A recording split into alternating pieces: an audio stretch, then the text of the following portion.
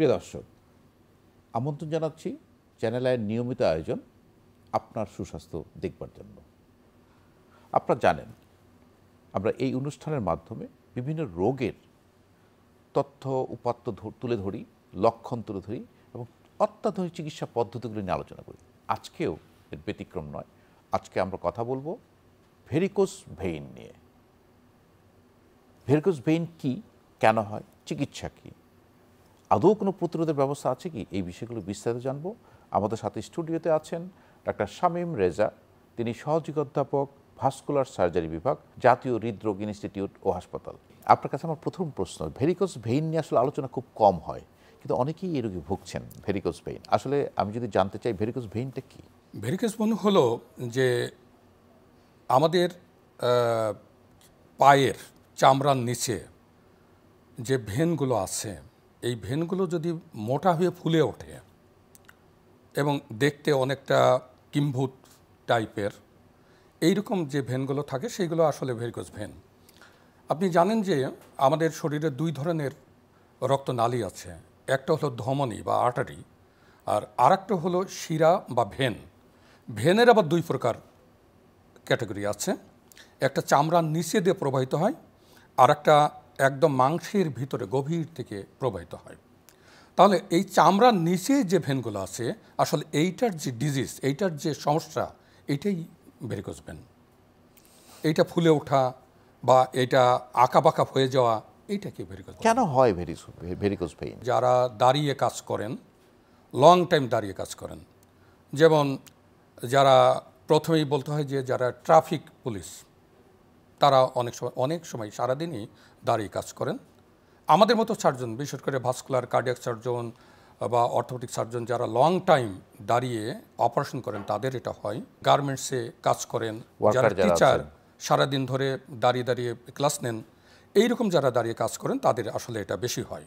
তবে যদি আপনি প্যাথোফিজিওলজিক্যাল বিষয়টা বলতে চান যে ভেনের কি সমস্যার জন্য এটা হয়, ভেনের ওয়াল যদি কনজেনিটালি বা জন্মগতভাবেই যদি কারো দুর্বল থেকে থাকে, অথবা যদি ভেনের ভিতরে যে ভাল্ব আছে, এই ভাল্ব যদি কোনো কারণে নষ্ট হয়ে যেয়ে থাকে, জন্মগত হতে পারে, সেটা পরে কোনো ডিজিজের জন্য হতে পারে। যদি এই ধরনের হয়, তাহলে এই ভেরিকোজ ভেইন ডেভেলপ করে। তো এই যে ভেরিকোজ ভেইনটা, এটা কি একটা ডিজিজ কন্ডিশন? এটা অধিকাংশ ক্ষেত্রেই ডিজিজ কন্ডিশন, তবে ফিজিওলজিক্যালও আছে। যেমন একজন মা, উনি যখন প্রেগনেন্সিতে থাকেন, বিশেষ করে লেট স্টেজে, ওনারও কিন্তু ভেরিকোজ ভেইন হতে পারে। তা আসলে এইগুলো কিন্তু ফিজিওলজিক্যাল। এই যে ভেরিকোজ ভেইনের কোনো ধরন আছে, টাইপ আছে? ভেরিকোজ ভেইনের অবশ্যই টাইপ আছে। যেমন আমরা সাধারণত দেখি যে পায়ে দেখাই, কিন্তু ভেরিকোজ ভেইন কিন্তু শরীরের অন্য জায়গায় হতে পারে, যেমন মলদ্বারে হতে পারে, আমাদের যে ইসোফেগাস আছে এখানে হতে পারে, শরীরের অন্য অন্য বিভিন্ন জায়গায় আসলে এটা হতে পারে। এটা আসলে কোনো সিমটম প্রডিউস করে কিনা? ভেরিকোজ ভেইন যখন প্রথম শুরু হয়, তখন কিন্তু আসলে টের পাওয়া যায় না। একজন রুগী, উনি বলেন যে আমি যখন চলাফেরা করি, অথবা দেখা যাচ্ছে শুয়ে আছি, হঠাৎ করে পায়ে টান দিচ্ছে, এটি কিন্তু একটা সিমটম। অনেক রুগীরই এই ধরনের কিন্তু পায়ে টান হতে পারে, কিন্তু সবার জন্য যে ভেরিকোজ ভেইন হবে তা না। তবে ভেরিকোজ ভেইন যাদের হয়েছে, তাদের প্রথম স্টেজটা এরকম যে পায়ে একটা টান অনুভব করে, কিছুদিন পরে পাটা ফুলতে থাকে। এই ফোলার পরে দেখা যায় যে অল্প অল্প করে কিছু রক্তের নালী পায়ের বিভিন্ন জায়গায় দৃশ্যমান হচ্ছে এবং একটু ফুলে ফুলে উঠছে। এটা আরও যখন বাড়বে, তখন আরও মোটা হয়ে দেখা দেবে, এবং একসময় পায়ের নিচের দিকে, বিশেষ করে গেইটার রিজন, অর্থাৎ যেখানে আমরা হাঁটি, অর্থাৎ অ্যাঙ্কেল জয়েন্টের একটু উপরে, এখানে কিন্তু কালো হতে থাকে, কালো কালো বিভিন্ন ছোপ ছোপ দাগ, এইগুলো হতে থাকে। এরপরেও আরও দুইটা ধাপ আছে এর, যেমন আলসার হয়। আলসার হয়ে কারোর আলসারটা হিলড থাকে, অর্থাৎ আলসারটা সেরে গেছে, এই একটা অবস্থা আছে, আর কারোর অ্যাক্টিভ আলসার থাকে। সুতরাং মোটামুটি একটা আমরা 6টা স্টেজে এখানে ভাগ করতে পারি এই ভেরিকোজ ভেইনটাকে। এই ভেরিকোজ ভেইনটা আপনি যেটা বলছেন, ভেরিকোজ ভেইনটা নির্ণয় করার জন্য আপনারা কি টুল ব্যবহার করেন? এই ডায়াগনোসিসটা যাইতে হলে অবশ্যই প্রথমে আমরা তাকে দেখে নেব, ইনভেস্টিগেশন করতে চাই, ল্যাবরেটরি ইনভেস্টিগেশন। তাহলে প্রথমেই আমাদের যেটা গোল্ড স্ট্যান্ডার্ড পরীক্ষা, সেটা হলো duplex study of venous system. Duplex হলো একটা আল্ট্রাসাউন্ড, এটা কিন্তু রক্তনালীর একটা আল্ট্রাসাউন্ড। আমরা এই আল্ট্রাসাউন্ড করে দেখি যে এই ভেরিকোজ ভেনের স্টেজটা কোন পর্যন্ত আছে, এবং এখানে আমাদের ট্রিটমেন্ট প্রোটোকলটা আসলে খাড়া করতে চাই যে আমরা কি কনজারভেটিভ ট্রিটমেন্টে যাবো কিনা, অর্থাৎ অপারেটিভ কোনো প্রসিডিউরে না যেয়ে আমরা জেনারেল কোনো মেজার দিয়ে এটাকে ট্রিটমেন্ট করতে পারি কিনা, অথবা অপারেশনে যাব, অথবা আধুনিকতম কোনো ট্রিটমেন্ট আছে কিনা, যেটাই হোক আমরা এই ডুপ্লেক্স করে নিয়ে তারপরে ডিসিশনে যাই। আসলে এই ভেরিকোজ ভেনে কোনো স্টেজিং আছে কিনা? আমরা দেখি যে রক্তনালী উল্টো দিকে প্রবাহিত হচ্ছে কিনা, এটাকে মেডিকেলের ভাষায় রিফ্লাক্স বলে। অর্থাৎ যে পথে রক্ত যেভাবে যাওয়ার কথা, আমাদের হার্ট থেকে কি, হার্ট থেকে আমাদের ধমনির মাধ্যমে আমরা শরীরে বিভিন্ন অংশে প্লাস পায়ে এদিকে রক্ত যাচ্ছে, কিন্তু যে দূষিত রক্ত যেটা, সেটা আবার শিরার মাধ্যমে, তখন আবার আর্টারির মাধ্যমে না, অর্থাৎ ধমনির মাধ্যমে, তখন তো ভেইনের মাধ্যমে আবার ফিরে আসে লাং, এবং সেখান থেকে আবার হার্ট। এখন যেটা ফিরে আসছে, সেইটা যখন ফিরে আসে তখন এই ভেনের ভিতরে যে কপাটিকা থাকে, অর্থাৎ কিছুটা উপরে ওঠে, আবার এই বিটের সাথে, হার্টের বিটের সাথে এটা দাঁড়িয়ে যায়, কিছুটা একটু নিচের দিকে নামে, আবার ওঠে, এইভাবে পর্যায়ক্রমে উঠতে থাকে। আল্লাহর একটা অশেষ রহমত যে এই ধরনের একটা কপাটিকা এখানে সৃষ্টি করেছে।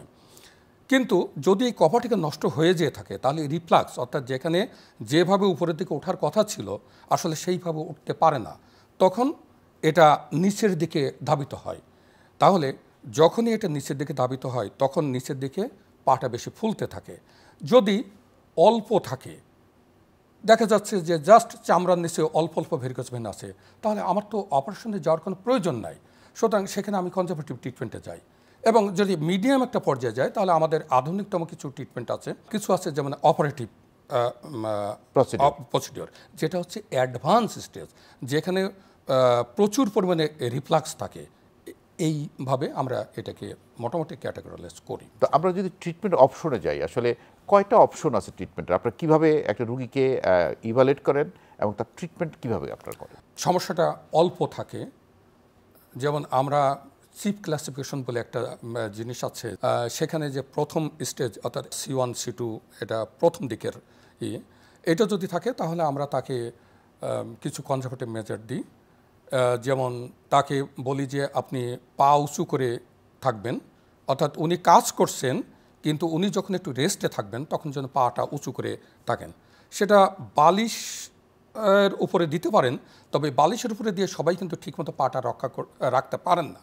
তখন এটা আমরা এক ধরনের একটা ওয়েজ আছে, যেটা তোষকের নিচে দিয়ে আমরা পাটাকে উঁচু করে এইভাবে রাখলে এখান থেকে মুক্তি পাওয়া অথবা কন্ট্রোল থাকা সম্ভব। এছাড়া আমাদের এক ধরনের স্টকিং আছে, এক ধরনের মোজা। এই মোজা যদি উনি পরে চলেন, যখন কাজ করবেন তখন মোজা পরে চলবেন, যখন উনি রেস্ট নেবেন তখন পাটা একটু উঁচু করে রাখবেন, তাহলে কিন্তু অনেক দিন উনি ভালো থাকতে পারবেন। কিন্তু যদি আরও অ্যাডভান্স করে তাহলে তখন আমাদের আধুনিকতম যে চিকিৎসা পদ্ধতি সেটা হলো যে RFA, যেমন রেডিও ফ্রিকোয়েন্সি অ্যাবলেশন, অথবা লেজার ট্রিটমেন্ট, অথবা গ্লু, এই যে মডালিটিসগুলো আছে এটা দিয়ে আমরা ট্রিটমেন্ট করি। অর্থাৎ রেডিও ফ্রিকোয়েন্সি অ্যাবলেশনটা হলো এরকম একটা জিনিস যে আমরা কাটা ছেঁড়া ছাড়া ওনাকে কাটি না, আমরা জাস্ট হাঁটুর একটু নিচে থেকে একটা যে রক্তের নালীটা নষ্ট, সেই রক্তের নালীর ভিতরে একটা ছোট ছিদ্র করে জাস্ট একটা নিডিল, এই 18 গেজ নিডিল দিয়ে আমরা ওইখানে ওই ক্যাথেটারটা ঢুকিয়ে দিয়ে একের কুচকি পর্যন্ত ঢুকিয়ে দিয়ে এখানে আমরা একটা নির্দিষ্ট ফ্রিকোয়েন্সিতে আমরা এই তরঙ্গটা তৈরি করে তখন ওখানে দিলে যে ভেনটা নষ্ট, এই ভেনটা তখন কুচকে যায়। কুচকে গেলে আমরা উপরের দিকে কুচকে গেল এবং নিচের দিকে যেগুলো থোকা থোকা ভেরিকোসিটি আছে সেইখানে আসলে আমরা স্ক্লেরোথেরাপি অর্থাৎ এক ধরনের ইনজেকশন দিয়ে ওইগুলোকে দাবিয়ে দিই। অর্থাৎ উপরে যেটা, এটা আপনি যদি একটা গাছের কাণ্ড ধরেন এবং নিচেরগুলোকে যদি আপনি গাছের পাতা ডাল এগুলো ধরেন, তাহলে আমি যদি কাণ্ডটাকে কেটে দিই তাহলে আমার কিন্তু ডালপালাও নষ্ট হয়ে যাওয়ার কথা, কিন্তু ওখানে যেহেতু কিছু কিছু থোকা থোকা বিষয় আছে, সুতরাং সেইখানে আমি যদি স্ক্লেরো দিয়ে ওটাকে দাবাইয়ে দিতে পারি তাহলে কিন্তু পরিপূর্ণভাবে একটা সুন্দর একটা কসমেটিক একটা বিষয় এসে গেল। কিন্তু যাদের অনেক বেশি সমস্যা, যাদের আলসার হয়েছে, এই মোটা মোটা ভেন, তাদের কিন্তু আসলে এইভাবে অনেক সময় আমরা এইটাকে বাইপাস করে আমরা সার্জিক্যাল ইন্টারভেনশনে যাই, অর্থাৎ সার্জারি করে ওই নষ্ট ভেনগুলোকে আউট করে দিই। এই ট্রিটমেন্টগুলো আমরা তো সেক্ষেত্রে যদি আপনি নষ্ট ভেনগুলো বের করে দেন, সেক্ষেত্রে কোনো ভেন রিপ্লেসমেন্টের প্রয়োজন হয় কিনা? না না না, আমাদের শরীরে দুই ধরনের ভেনের সেট আপ থাকে। একটা থেকে চামড়ার নিচে, একটা থেকে মাংসের ভিতরে, অর্থাৎ হাড়ের সোজাসুজি দিয়ে এটা ওঠে। তা আমি তো ফেলছি কোনটা, আমি চামড়ার নিচে যে খারাপ ভেনটা আমি তো ফেলছি ওইটা, কিন্তু আমার তো আরও ভেন আছে ওই যে মাংসের ভিতর দিয়ে যেগুলো, সেইটা দিয়ে এই রক্তটা উপরে উঠবে। যারা বাইপাস সার্জারি করা তাদেরও কিন্তু এখান থেকে একটা ভেইন নিয়ে কিন্তু তারা হার্টে প্লেস করেছে, তারও কিন্তু একটা ভেইন নেই। Yes yes. তো সেক্ষেত্রেও কিন্তু তাকে এই সার্জারিটা, তো আমার মনে হয় যেহেতু আপনি বলছেন যে ডিপ ভেইন থাকতে হবে সার্জারি করার জন্য। আমরা হার্টে যে ভেনটা নিই, হার্টে কিন্তু ভেনও নিই, আবার ধমনীও নিই। ধমনী ওখান থেকে নেওয়া হয়, বুকের ওখান থেকে। কিন্তু হার্টের যে ভেনটা আমরা লাগাই, সেটা কিন্তু আমরা এই ভেরিকোজ ভেনের জন্য যেটা আমরা ফেলে দিচ্ছি, এই ভেনটাই কিন্তু আপনি বলবেন যে তাহলে আপনি ফেলছেন কেন? না, যে ভেনটা ভেরিকোজ হয়ে গিয়েছে সে ভেনটা আর ওইখানে হার্টে লাগানোর উপযুক্ততা থাকে না। অর্থাৎ ওখানে যদি আমি রেখেও দিই, ওটা আমি হার্টে কখনোই লাগাতে পারবো না। না। আপনি যে অপারেশনটার কথা বললেন, কেউ অপারেশন না করে সেক্ষেত্রে কী কমপ্লিকেশন হতে পারে? অপারেশন যদি না করে তাহলে সবচেয়ে বড় কমপ্লিকেশন যেটা, সেটা আলসার সৃষ্টি হওয়া। এবং আলসারের আগে এটা পায়ের অ্যাঙ্কেল জয়েন্টের জাস্ট উপরে কালো চকচকে দাগ দেখা যায়, এবং এটা কিন্তু পার্মানেন্ট একটা দাগ। এটা যদি পরে আমি ট্রিটমেন্ট করিও এই কালো দাগগুলো যায় না। কিন্তু সবচেয়ে বড় বিষয়টা হলো যে আলসার। এখন আলসার যখন হয়ে যাবে, সেই আলসারটা তো সহজে যাবে না, এটাই একটা বড় ব্যাপার। আরেকটা ব্যাপার হতে পারে যে ডিভিটি ডেভেলপ করতে পারে। আবার যে এই চামড়ার নিচে যে ভেনগুলো আছে, এই ভেনও রক্তনালী বন্ধ হয়ে যেতে পারে, ওখানে রক্ত জমাট বেঁধে ওটা বন্ধ হতে, এবং ভীষণ পেন হতে পারে। সুতরাং এই জাতীয় কমপ্লিকেশনগুলো আসলে অ্যারেস্ট করে। তো এই ভেরিকোজ ভেইন যখন অপারেশন করেন, আবার কি হওয়ার সম্ভাবনা আছে? সাধারণত এই ব্যাপক হারে হয় না, তবে আমরা যখন অপারেশন করি তখন আপনি বলতে পারেন যে প্রায় 80 to 90% ভেনগুলো আমরা ফেলে দিই। কিন্তু আমরা তো 10 to 15% বা 20% তো থেকে যাচ্ছে, যেগুলো হয়তো ওই সময় ফেলা সম্ভব না।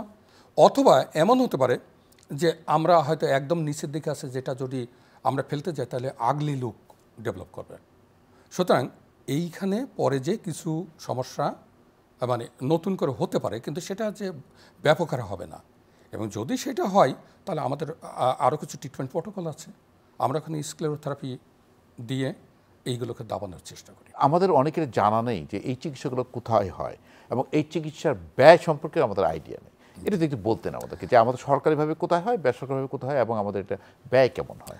এইটা ট্রিটমেন্ট করার জন্যে আমাদের সরকারিভাবে সবচেয়ে বড় যে হসপিটাল, সেটা হলো জাতীয় হৃদরোগ ইনস্টিটিউট, শেরেবাংলা নগর, ঢাকায়, যেটাকে NICVD এটা বলা হয়। এবং সবচেয়ে গুরুত্বপূর্ণ একটা বিষয় যে এই NICVD-তে এখানে ইমার্জেন্সি ভাস্কুলার ডিপার্টমেন্ট আছে, যেটা অন্য জায়গায় কিন্তু কোথাও ইমার্জেন্সি ভাস্কুলার ডিপার্টমেন্ট নাই। এছাড়াও আরও কয়েকটা জায়গায় সরকারিভাবে ভাস্কুলার ডিপার্টমেন্ট আছে, যেমন চিটাগাং মেডিকেল কলেজে এটা আছে, ঢাকা মেডিকেলে পার্শিয়ালি এটা খুলছে, বাংলাদেশ মেডিকেল ইউনিভার্সিটি আগের পিজি হসপিটাল যেটা, সেখানে এটা একটা ডিপার্টমেন্ট আছে, যদিও ওখানে ইমার্জেন্সি ডিপার্টমেন্ট এখনও খোলা হয়নি, তবে এটা রুটিন কেসগুলো ওনারা করেন।